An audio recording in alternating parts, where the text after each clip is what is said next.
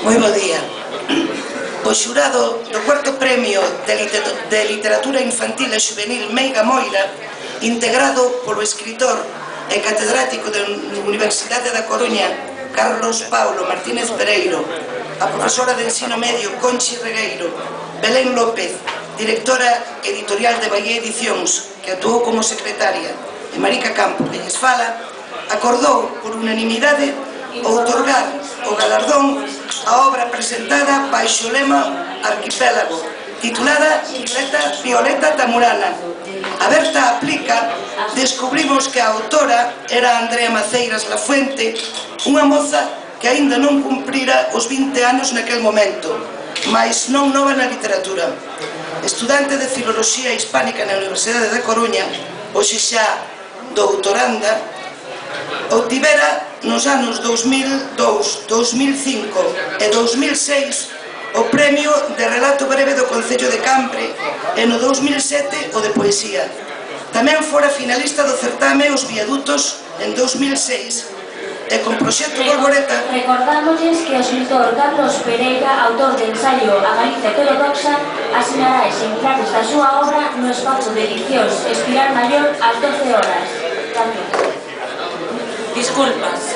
Tamén fora finalista do certame Os Viadutos en 2006 e con Proxecto Bolboreta acadara o primeiro premio de micronovela do Concello de Soutomaior en 2007, obra que está publicada na colección Fora de Xogo das Xerais, e finalista o mesmo ano 2010 do premio Biblos Pazos de Galiza. Violeta Tamurana tamén foi finalista nos premios de edición. O xurado argumentou a concesión dicindo que a novela se caracteriza pola axilidade narrativa e o estilo poético, con descricións de gran beleza, que nela se ofrece unha mensaxe contra o racismo e se pon en valor a tolerancia, a defensa da identidade e a fusión coa natureza. Efectivamente, e referíndonos ao carácter poético da obra, a autora consegue, coas súas descricións, que imaginemos paisaxes fantásticas, paisaxes do outro mundo, comparáveis na súa rareza coas que vimos na película Avatar. Repito, comparáveis na súa rareza, non miméticas, porque son original a Illa Tamurana e o mundo que separa a barreira de cristal do continente luminoso.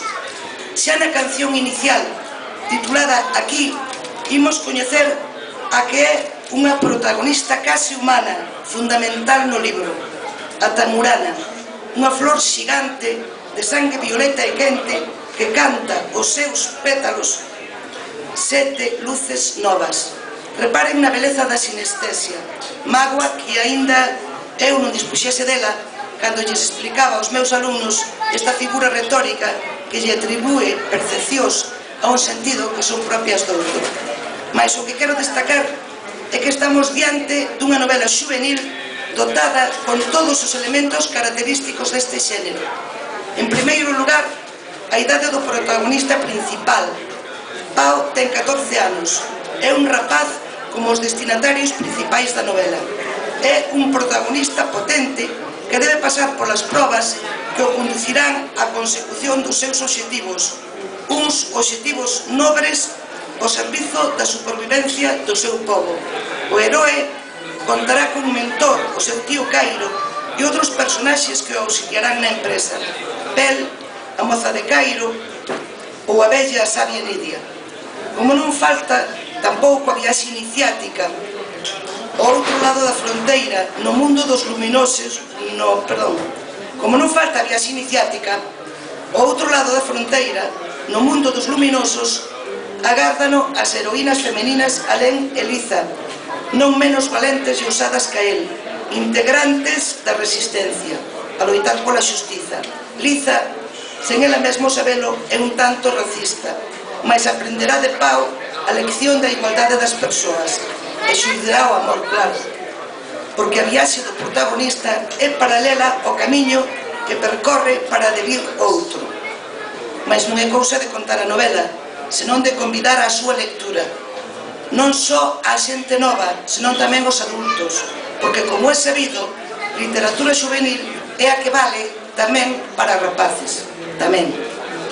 Andrea Maceiras resolve magníficamente esa dicotomía en que se debaten os autores de literatura infantil e juvenil, a necesidade de ensinar e a necesidade de divertir. Moitos inclínase a un ou outro lado sen conseguir o equilibrio. Aquí, as leccións veñen dadas polo propio proceso de maduración dos personaxes. Non son apósitos a xeito de sentenzas moralizadoras. Son vivencias cargadas de significado.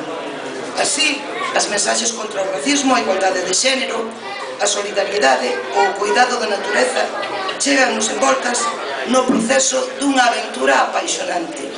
Só me resta felicitar a Andrea por este fermoso libro, que en quen o ler pasará o moi ben con todos os personaxes, mais seguro que nunca esquecerá a maxia da Tamurana, a flor que tinguía o ar de cor violeta.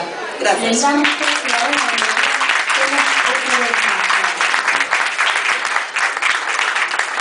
Recordamos tamén que o escritor Carlos Pereira, autor de